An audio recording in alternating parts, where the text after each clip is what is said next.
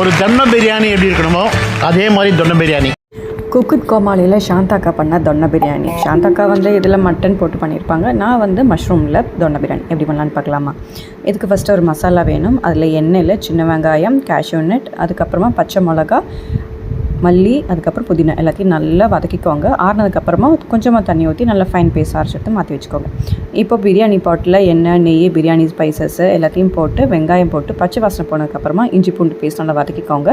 அதுக்கப்புறம் மஷ்ரூம் நல்லா பெரிய சைஸாக போட்டுக்கோங்க. அப்போ தான் கொஞ்சம் நல்லா நான் எடுத்து சாப்பிடும்போது நல்லாயிருக்கும். இப்போ பிரியாணிக்கு தேவையான எல்லா ஸ்பைசஸும் நான் கீழே டிஸ்கிரிப்ஷனில் மென்ஷன் பண்ணுறேன், என்னன்னு செக் பண்ணிக்கோங்க. எல்லாத்தையும் போட்டு தயிர், அதுக்கப்புறம் மாற்றி வச்சுருந்த மசாலா, ஒரு ஹாஃப் தக்காளி எல்லாத்தையும் போட்டு நல்லா வதக்கிக்கோங்க. பச்சை வாசனை போட்டு எண்ணெய் பிரிஞ்சு வரட்டும்.